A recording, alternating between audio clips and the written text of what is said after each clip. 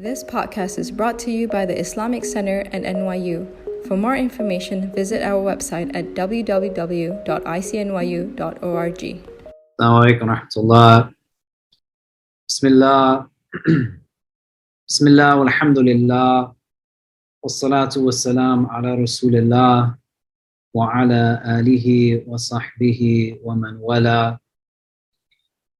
All praise is due to Allah subhanahu wa ta'ala. We thank Him, we praise Him, we glorify Him.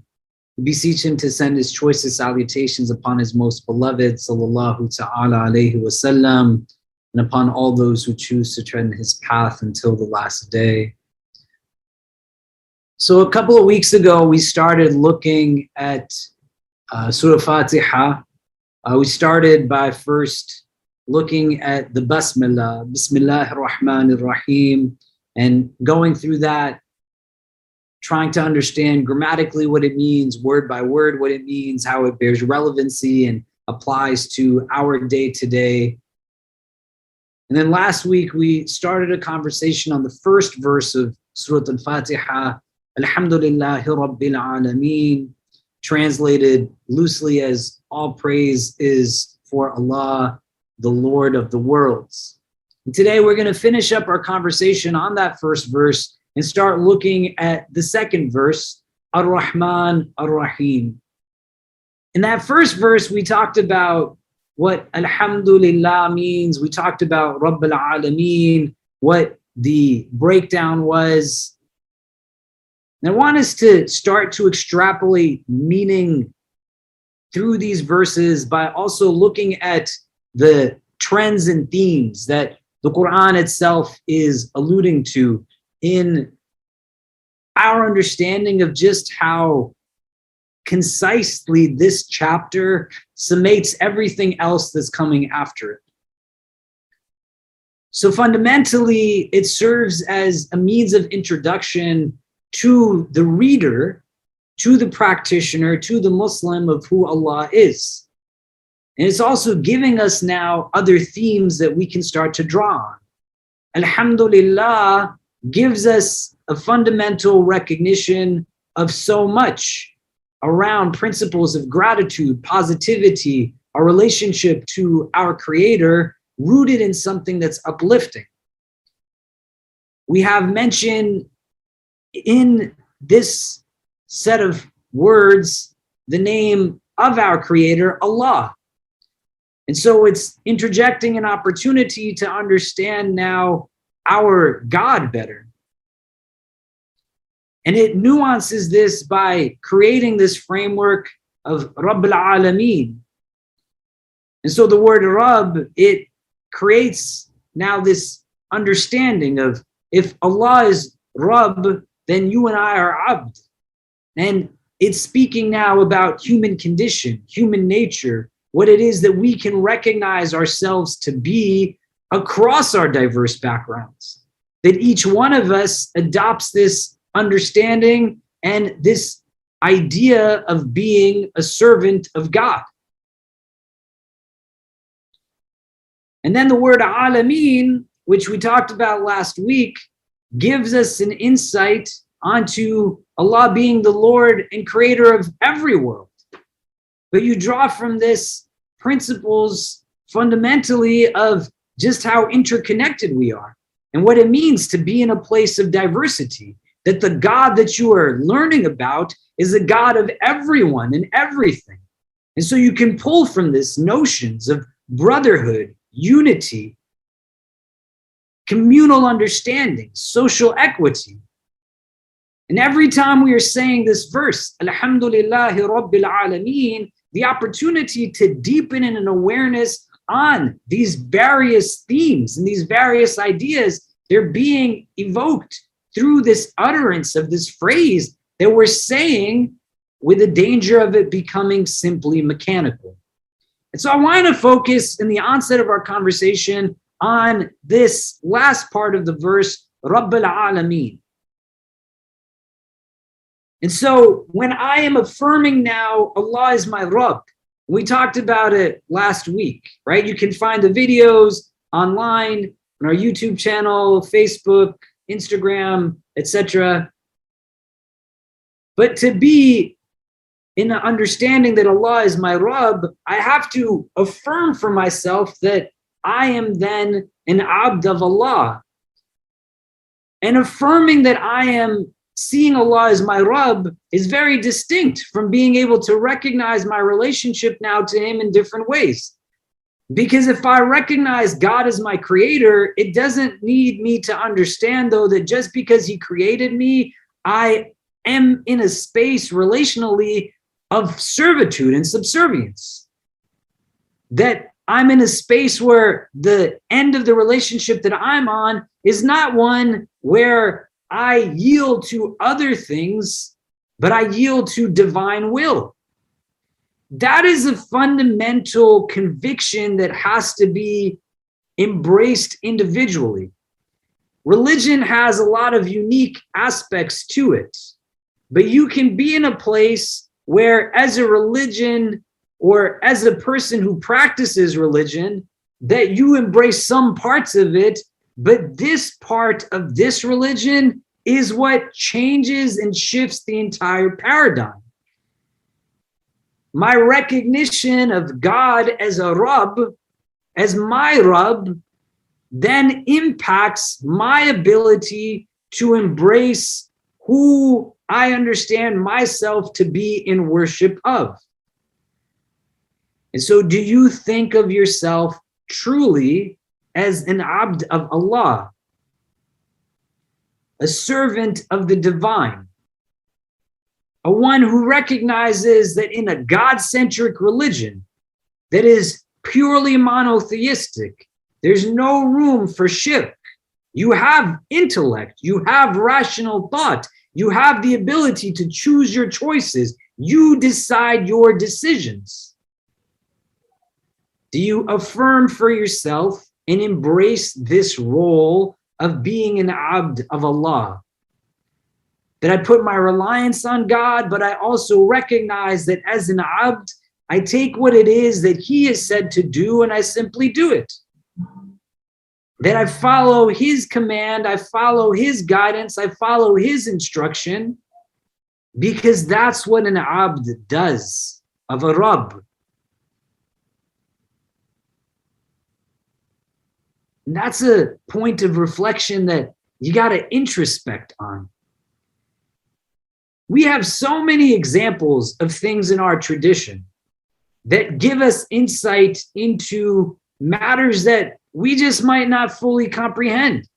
In a God-centric religion, it assumes that there's certain things that God is going to ask you to do that you love to do, certain things God asks you to do that are really hard and you struggle with doing, and certain things that God asks you to do that you just might not understand. That ours is not a religion that understands perspective only through a framework of rational and irrational, that something makes sense or something does not make sense to me. But it interjects a third frame that is supra-rational, that says that I don't need to understand something in order for it to be valid. That I can yield to the idea that there's certain things that are beyond my comprehension. There's certain things that I don't necessarily have to understand. I am not the one that can rationalize them fully, but my understanding of them is not what's going to give it validity. And so in this prism, you're able to recognize for yourself more than anything else. What am I an abd of?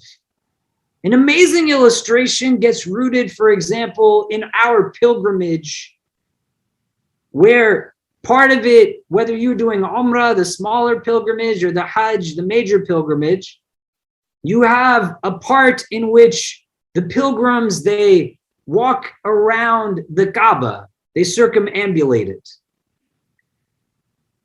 And in that, they're doing this in an ultimate sign of just worship of the Creator that put them in this world. That Kaaba also gives us orientation, direction, a Qibla. And these are two fundamental points if you're trying to reflect in your own now relationship to being an abd of Allah. You start to think to yourself, one, I might not be physically walking around the Kaaba, but what is it that has me moving in circles all day and all night? What is it that puts me in motion? What is it that has me running around? And that might give you some insight into other things that you are becoming submissive to. What is it that gives me direction? What is it that gives me focal points? What is it that creates for me now? That there are many false qiblas within our day to day. The orientation in the direction of the Kaaba is a necessity for our prayer, but beyond it, understanding that it's saying, go this way. So what governs your moral compass? What is the basis of the choices that you choose? If you want to understand for yourself where you relate to this concept of being an abd of God, don't do it also in a self-deprecating way. That's a tool of shaitan. Introspection, contemplation, reflection, these are meant to be exercises that are empowering. You don't want to give shaitan victory over you. May Allah protect us from his waswasa. But you start with open and honest, productive reflection. You can say that I want to have this relationship with my God. That the Arabic that we broke down last week, that when Allah is a Rabb, when we call upon him by this, don't use antiquated, archaic language like Lord that you don't have a relationship with. But the definition that you find within the dictionaries say that Rabb means that Allah is Al-Malik. He is the owner of all things. That he is Sayyid. He is the master of all things. That he is Mun'im. He is the one that gives you gifts and blessings. That so he's not just the one that owns something, but he's the one that's in charge of it. And as one that's in charge of it, he's one that is generous and gives ni'mah. Because an abd does not have to get gifts from their Rabb. The Rabb is in charge. Doesn't have to do anything. That Allah is Murabbi. In that definition of what it means to be Rabb, a caretaker, nurturer, cultivator. He is Qayyim. He is what holds everything together, puts it in its place. He is the mender of all things. This is what Rabb means. And I want to be in a place where I submit to that Rabb. Then I have to start to think, well, am I living up to what it means to be an abd of Allah? And that's just the basis of the entire book. That Allah is Rabb, I am abd. And where I find imbalance sometimes, an absence of contentment, I find difficulty, that fundamental relationship that we are invoking daily through the recitation of this chapter, just start there. And with open, productive reflection, what are other things that I become subservient to? If you worship wealth, be honest with yourself and find the flaw in it, because it's never going to satisfy. You're going to always want more. If you worship physical beauty, you're going to find yourself dying 1,000 deaths again and again and again as your body ages. You can worship the validation of the creation that does not hold you in high regard and seeks through principles of patriarchy, supremacy, and all kinds of ideologies to judge you and accept you only when you become other than what you actually are. You choose to worship a God that believes in you more than you believe in yourself. A God that loves you more than a mother loves his child. A God that's not just watching you, but watching over you. That's the Lord that I want to be an abd of, that gives me guidance and instruction for my benefit. And that gets now attached to al-alameen, that we translate as the worlds. But we're saying Allah is the God of everything. And we talked about this a little bit that some people would say alameen refers to everything that has a soul, anything that has a spirit, things that have intellectual capacity, so many different interpretations. What I want you to think about when you recite this verse is that it's creating an opportunity to embrace diversity, to embrace humanity, to embrace everything in creation. Every time you are calling upon God in this way, as your Rabb, and as the Rabb, you're breaking it down. Rabb meaning that he is the owner of all things. Al-Malik, he is the master of all things. Sayyid, he is the giver of gifts and blessings. Mun'im, that he is our caretaker and nurturer. He cultivates our growth. Murabbi, that he holds everything in place. Qayyim, that he is the one that arranges all things. Mudabbir, there's so much that goes into that word Rabb that he does for me individually as an abd, but he's also saying to me that know that I do this for everything else. And when you center God, and you can see now that independence is not the pinnacle of self-actualization, but what our religion calls us towards is the value and embrace of interdependence, how it is that we all lean on each other and connect to one another. If you truly understand who God is to you, then you understand in Islam posits a God that is a God of everything. And that's the connecting point for you to the rest of God's creation, that you don't create hierarchy or stratification based off of principles of race, gender, class, or any of these things.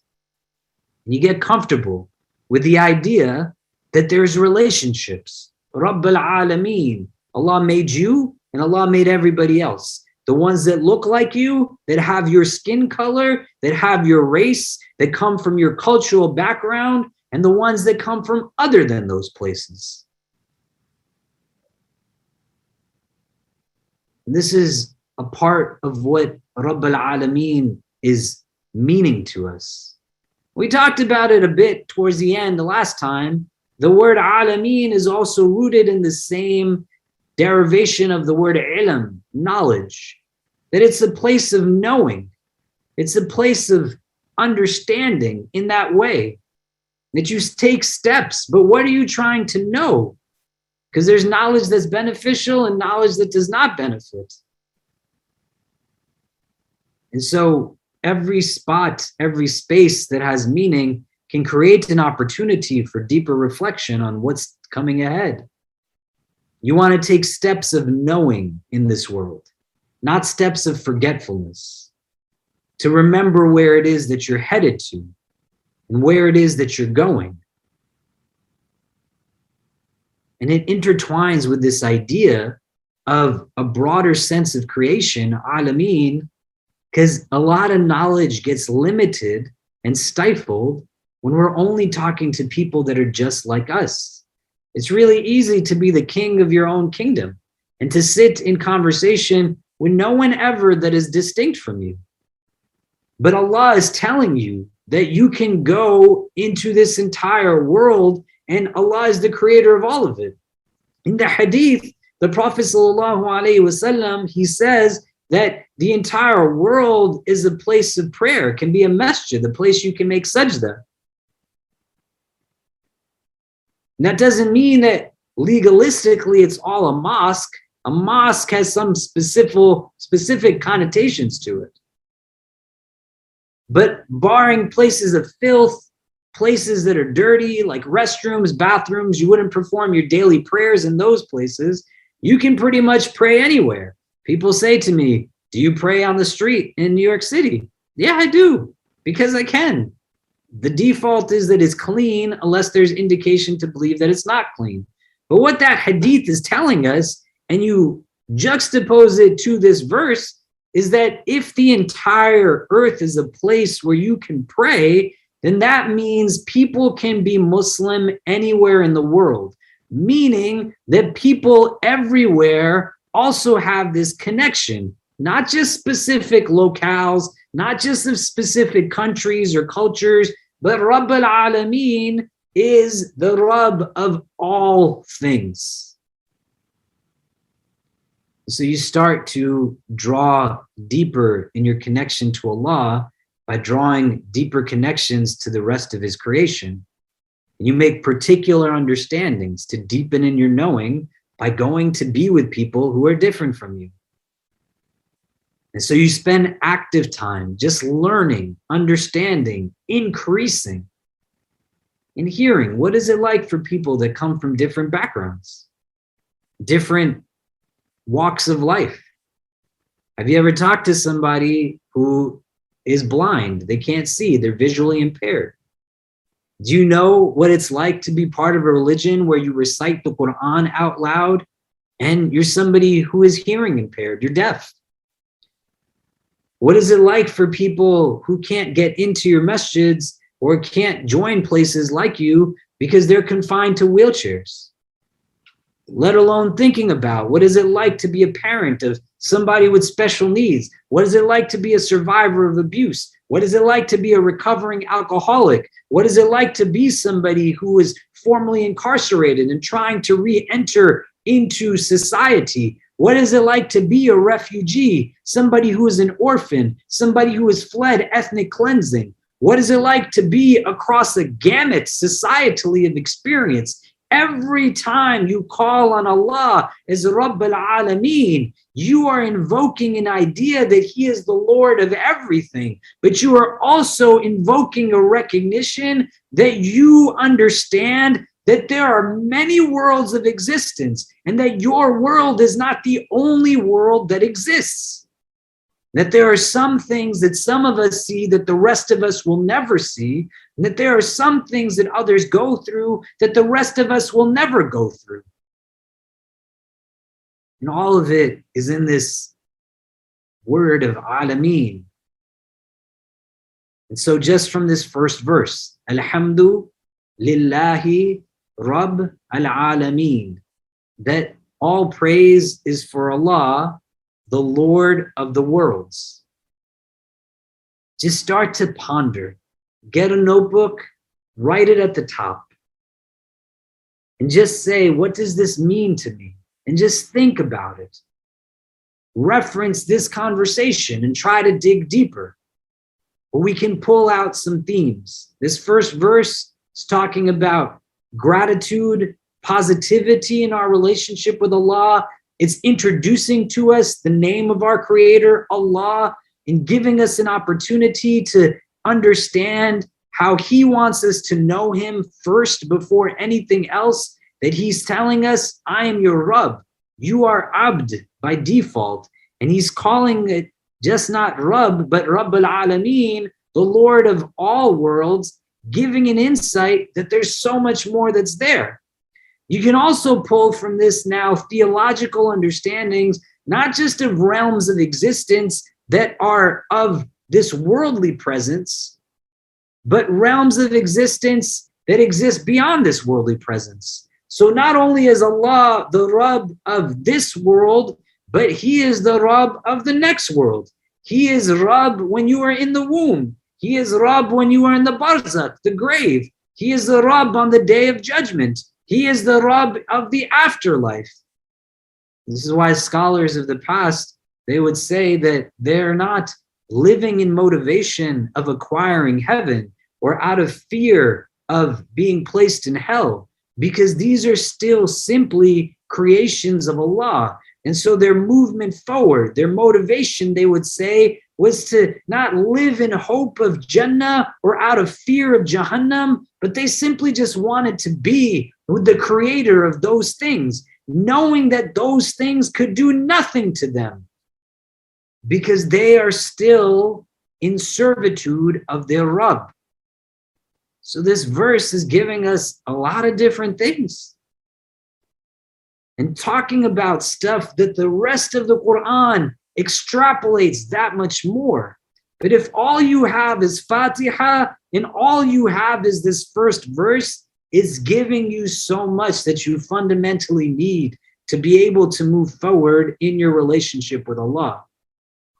I want to move now to the second verse, Ar-Rahman, Ar-Rahim. I'm just taking a look at the time. I'm going to be mindful of the time so that we can stop at 8:30, like we said, Eastern time. The word Ar-Rahman is one of the divine names of Allah that He teaches us. So we have hadith that talk about Allah having 99 beautiful names, and we should learn those and memorize those. And the hadith give us insight to the benefit of learning those names. And you want to get into the habit of learning these names because it can help you to deepen in your relationship with the divine. But Allah is also now using the opportunity to again introduce Himself to us, because this is the first chapter of this book, the chapter that all of us recite in our prayers, that most of us memorize, and it's telling you that Allah is saying, I am the Lord of all of the worlds. And then He tells you about His mercy and His compassion. Ar-Rahman, Ar-Rahim. We're going to talk about the distinctions in these two things, but don't let it be lost on you that the way Allah is giving you insight to who He is, Azza wa Jal, before anything else. Why did He not say in this verse that He is Al-Khaliq, the creator? Why did He not say He is Al-Basir, the one who sees all? Why did He not say that He is Al-Hakim, the most wise? Why did He not say that He is Al-Alim, the all-knowing? Why is He not saying these things and asking and reflecting on this to deepen in an understanding of just how beautiful it is that the ways that He is telling us about Himself first is through His mercy, His compassion. Rahma, the basis of these two names, Rahman and Rahim, has the root that's the same, Rahama, Ra-ha-mim. The ha that comes aspirated from words like Hajj, for example. Ha. It doesn't have like a similar sound. The Ra is like a R, and the Ma is like a M in English. So Ra, Ha, Mim is the base of these two words. You can have people translate this in a lot of different ways, right? The merciful, the compassionate, the beneficent, the all-merciful, all of these things. Again, there's a disconnect because language is important. We become subservient to language. And we don't use these words a lot when we talk in English. Do you ever go into your job and ask your boss for a day off, and then you say it to your boss, if he says no, just have mercy on me? No, nobody talks like that. Do you get to a place where when you're speaking about just how magnanimous somebody is, or even use a word like magnanimous, but do you use words like beneficent in your day-to-day conversations? So you want to learn like what the words are really evoking. It'd be hard to connect to something through a language that is unfamiliar. And these are important words because Allah is telling you that these are the things I want you to know about me before He tells you the other things. So don't forget, and don't let other people forget that Allah is Rahman, He is Rahim. The word Rahman follows the Arabic form grammatically that denotes deep emphasis. It's highly emphatic. As a quality, it's describing something that is the defining quality of you in that moment. So it is emphatic and defining. You have words that follow a similar form. So the fa'lan form in Arabic that Rahman falls into is similar. Like if somebody said, I'm exhausted, I'm tired, right? Like I was in Dallas this weekend. I had a really good time, alhamdulillah. If any of you are from Dallas and you're listening in, and it was great. I got to see really a lot of people I haven't seen in a long time. I got to visit the Yaqeen Institute's new facilities where Sheikh Omar Suleiman is doing amazing work. I got to visit the new campus of the Qalam Institute and their seminary where Sheikh Abdul Nasser Jangda and Mufti Hussein Kamani and Abdurrahman Murphy and Mikhail Smith are doing such amazing work. mashallah. I got there on a plane at about 1:30 in the morning. And I woke up for Fajr the next day and stayed awake. I went to sleep the next night at like 2 in the morning because I stayed awake with friends of mine that I haven't seen in a long time. I made those choices, but then when I came home, I was super exhausted. If somebody asked me about my state and they would say, "How are you?" I would say, "Ana ta'ban," that I am tired. So that Rahman grammatical form, it's the same form. You can hear it. Ta'ban. I am tired. I'm so tired. The tiredness is just me, right? If you are so lazy, you're not doing what it is you're supposed to do. Somebody might say to you that you are kaslan, that you are so lazy that laziness is you. If somebody was to be so hungry, they hadn't eaten in a while, you might say that you are feeling, in a way, the word you would use is jo'an, that I am so hungry, hunger is just me. It's emphatic. It is giving you a defining quality, and that's what Rahman is doing. It's saying that same understanding that Allah's Rahmah is so emphatic that that's just what his defining prevailing quality is. It's distinct now from Rahim in some ways, but the main way it's distinct is this idea that if I'm tired, I can rest and get my strength back. If I'm hungry, I can eat food and I can now be not hungry, right? And may Allah protect us from ever feeling that kind of hunger. And may He make us those who understand how to relate to our sisters and brothers who are in need and not have to do so by experiencing what true hunger is. But there's ways to end those feelings. And so this notion of Rahman being something in that same form, that it has an immediacy to it, but it also has an end point. Now, that's not meant to be something that deflates us in terms of our hope, because Allah then couples this with Rahim.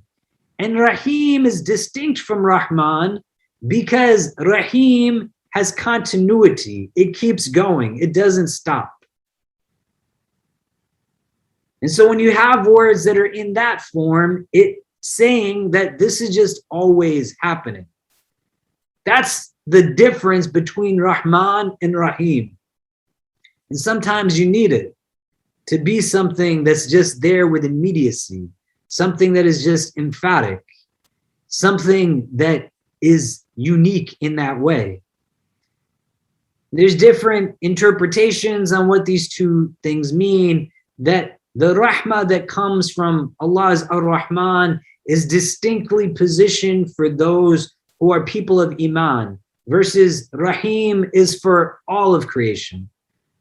Rahman is something that some of the companions would say was applicable just to this worldly existence, and Allah's Ar-Rahim is applicable to the next world's existence. But you want to be able to relate in both ways. Rahmah also is now not something that is just limited to what we understand mercy to be in that way, but words have meaning to them.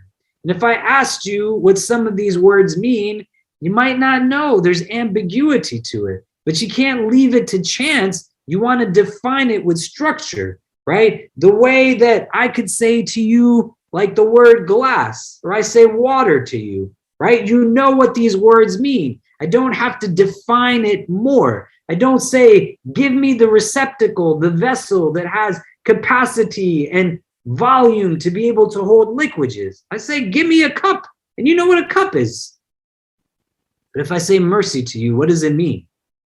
When I say compassion, which is also a part of rahmah, what does it mean? When I say love, which is also a part of rahmah, what does it mean? The same way when we broke down the word Rabb, and it has these different components that mean Rabb, the word rahmah also denotes mercy, love, and compassion. The first hadith that we're taught in most places of study is called the hadith al-Rahmah, the hadith of mercy, compassion, and love. It says, Ar-Rahimuna yarhamuhum ar-Rahman, irhamu man fil ard, yarhamkum man fis sama. That the merciful one is merciful to those who are merciful. Be merciful on the earth. The one who is in the heavens will be merciful to you. Here now is where that stop comes in that we talked about. The way being hungry is stopped by eating something and being tired is stopped by resting. What is it that pushes a pause on the rahmah that comes from Ar-Rahman? There's a companion by the name of Jabir ibn Abdullah who he says that Allah is not merciful to those who are not merciful to mankind. And so what puts us outside of this fold is something that is still coming from us. And a critical factor in being able to now yield the rahmah of Ar-Rahman is that you have to have mercy with the rest of God's creation. You have compassion, you have love, you have real rahmah. And you seek to actualize it. One of the hadith that the Prophet ﷺ tells us in relation to how we relate to the divine.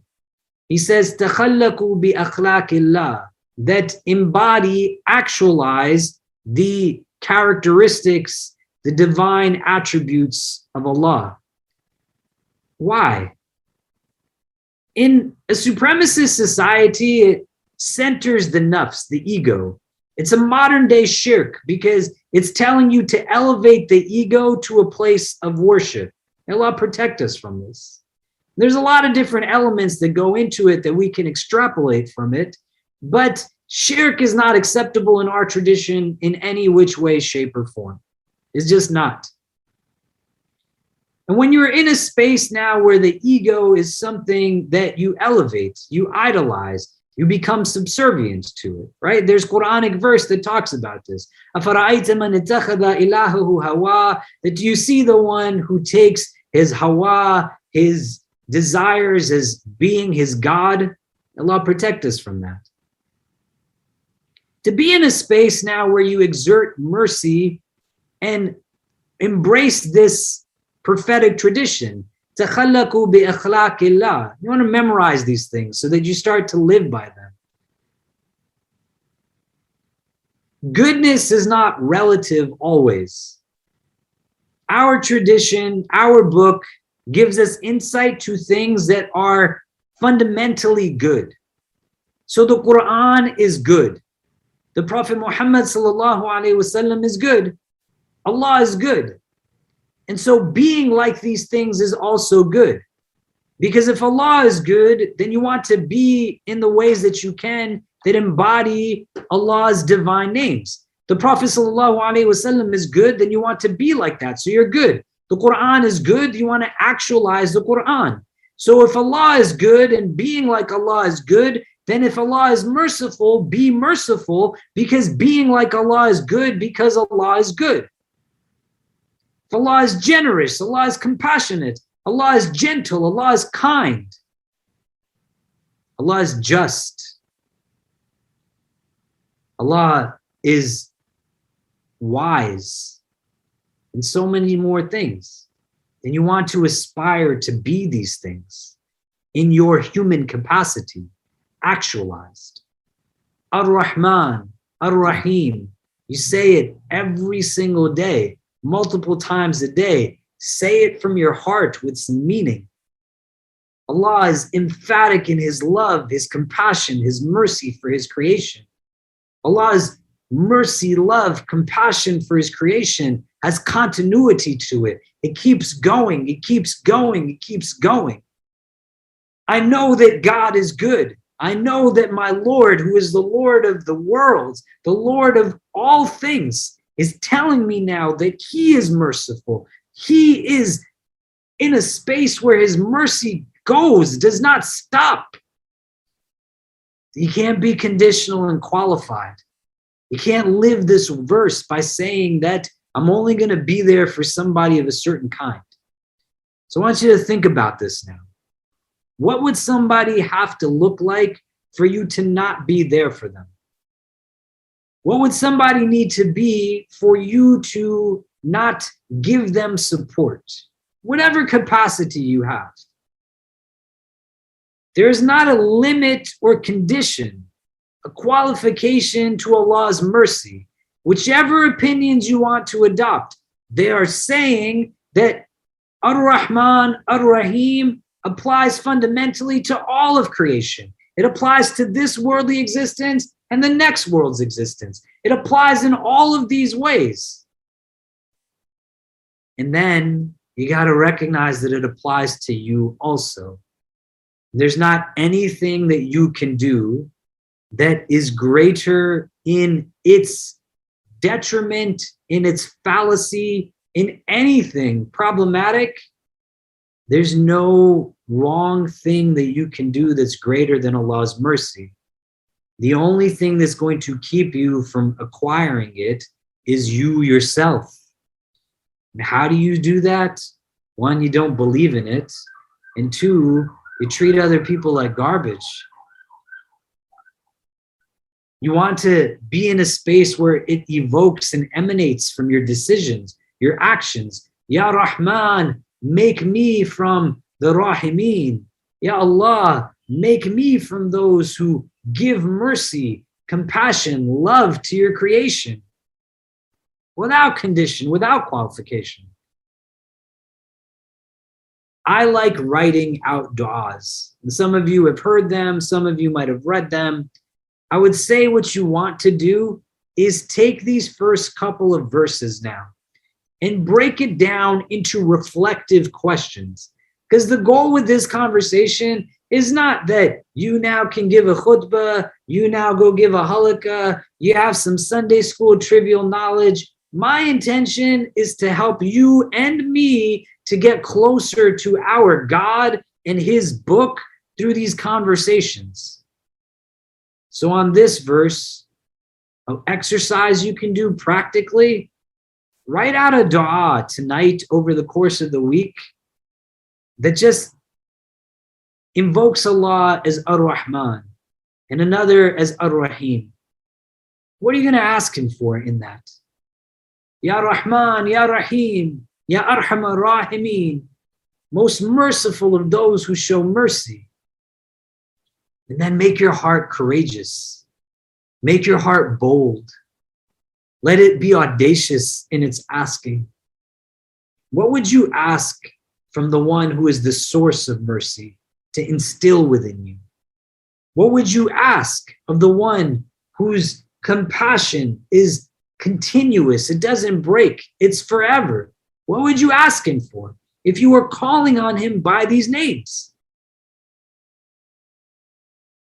So write it down, make that dua for yourself, and see within it, in your own words, a reflection of who you understand Ar-Rahman to be, who you understand Ar-Rahim to be. So when you're standing in prayer, your gaze might be looking at the ground, but your heart is elevated because you're understanding as best as you can, why did God choose to define himself through these divine names to me, to give me indication to who he is through this before anything else?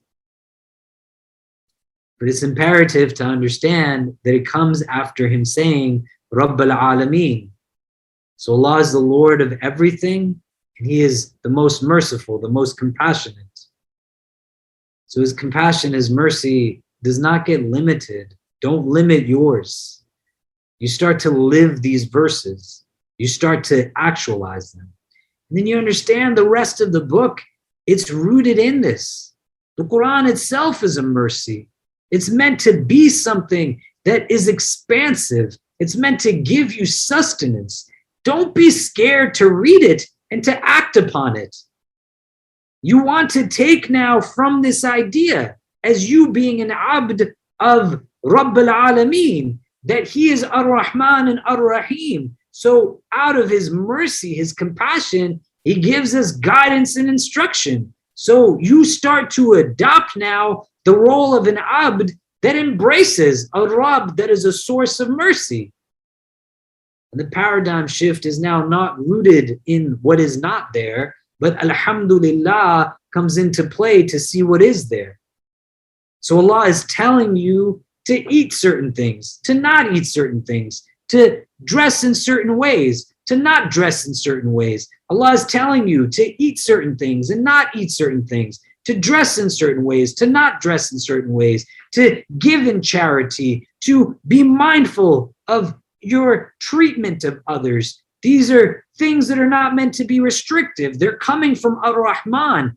Why is he giving them to you? The rest of the book with guidance and instruction and mandates and all kinds of things are rooted in a prism that you can choose to read through what he, Azza wa Jal, is identifying himself first. The prayers, the pilgrimages, the fastings, the rituals, the practices, the recommendations, the codes of conduct, the character development. Allah is telling you to adopt this as Rahman and Rahim. So you try your best with it. And even where you slip, you get back up because the God that's watching over you is the source of mercy and compassion. And you let yourself feel comfortable in that I'm going to make mistakes. I'm going to fall. But I have a God that believes in me more than I believe in myself. And so I'm turning to you in prayer, Ya Allah, as the hadith says, it's a conversation with your creator. Alhamdulillahi Rabbil Alameen. What does it really mean to you? Ar-Rahman, Ar-Rahim. What do these names mean to you? Until you build a relationship with them, you put in the time, 5 minutes, 10 minutes, just reflect. And then you deepen, you actualize. Start doing merciful acts in your day, purposefully. Acts of compassion, acts of mercy, acts of rahmah. And here's now a second exercise. You write out the du'as like we said, invoking Allah as Rahman and Rahim. And then you make a commitment to yourself that says that I am going to not let a day end on me that is without me engaging in some kind of compassion or mercy, some act of real love towards the rest of God's creation. That I'm not going to let myself be in a place where my days are devoid of these things. But when I stand and I engage Allah as Rahman, I can say as best as I am, I'm really believing in this by showing that I'm trying to do it myself. I want you to think now about those people in the world that you can start with. It doesn't have to be at a level of grandeur, but every day. There's people right now in New York City who are still sleeping outside in the snow. May Allah make things easy for them. There are people right now in New York City who they can't be in the shelter systems. They're in sub-freezing temperatures. May Allah make things easy and make us a means of benefit for them. But you ask Allah in your dua that, Ya Allah, through me, bring mercy to your creation. Through me, bring your love to your creation. Through me, bring your compassion to your creation. But then you got to go do it so that the verse becomes transformational. It bears relevance not just in rhetoric or conversation, but you believe it enough that you act upon it. You do it without qualification. I want you to take 2 minutes right now and just think within yourself, who is somebody that tomorrow I can do an act of compassion, mercy, kindness, love towards? Who is that? And what am I going to do to get it done? to visualize in my own head that I see myself achieving it with Allah's assistance. That's what tawfiq is. Your will aligns with the will of the divine. And then you go and you get it done. I want you to think now, do you see this person? Maybe it's a bus driver that nobody ever says hello to. Maybe it's a person that gets railed into by customers that are unruly at a grocery store. Maybe it's a coworker that has never been thanked properly before. Maybe it's an orphan that you consider bringing into a different realm of experience by sponsoring them. But let mercy, let compassion be your source of motivation. Compassion deconstructed means that you are with someone in their suffering. You start to actualize these things. And then the last point that I'm going to say here before we wrap up is that you don't want to then be the opposite of it. So rahmah, mercy, compassion, love, all of this embodied in rahmah means that you don't want to be the opposite of those things. You don't want to be harsh. You don't want to be judgmental. You don't want to treat people poorly. Even if for no other reason, that's what the narrations tell us. Allah is not merciful to those who are not merciful to mankind. You can justify and validate whatever else. Your emotional responses come from within you.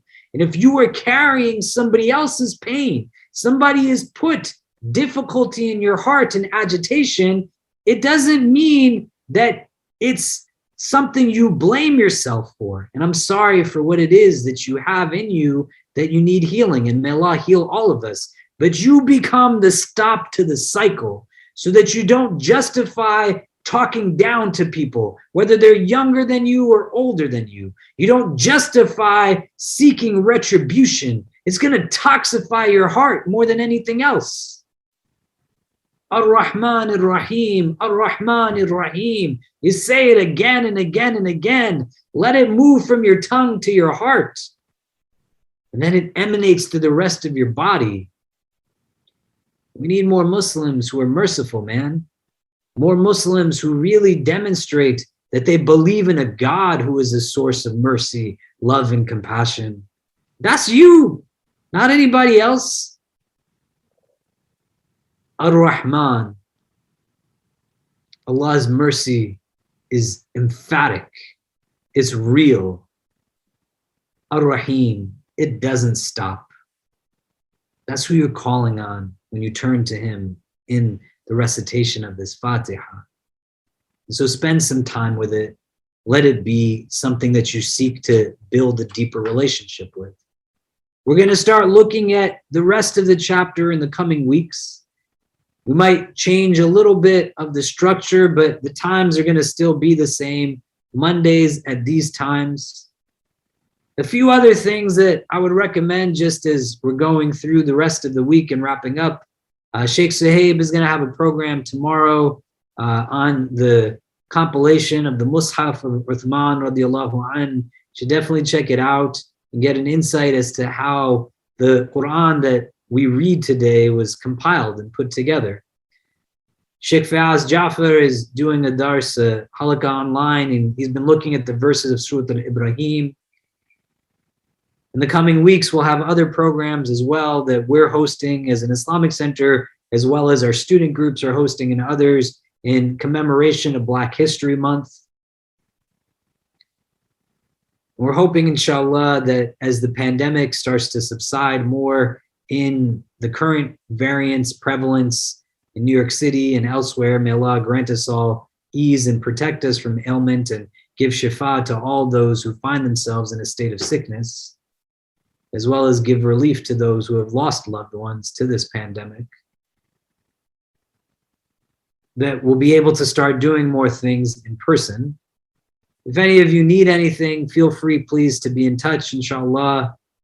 I'll do my best to respond and help and assist where we can.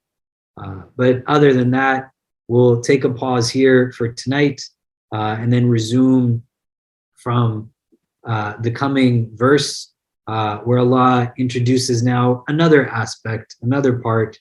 Maliki Yawmiddin, what does this mean? What do we extrapolate from it? In between now and then, please spend some time with this chapter, just in reflection. It doesn't have to be for an hour, a few minutes. What does it mean? What does it mean to me? What am I taking from it? How do I actualize it? Inshallah ta'ala, it'll make the experience of the recitation of Fatiha that much more meaningful. Wallahu ta'ala alam wa billahi tawfiq. Wassalamu alaikum wa rahmatullahi ta'ala wa barakatuhu. If you would like to listen to more, please donate to www.icnyu.org/donate. For more of our virtual programs, go to www.icnyu.org/classes. If you have any questions, email us at info@icnyu.org.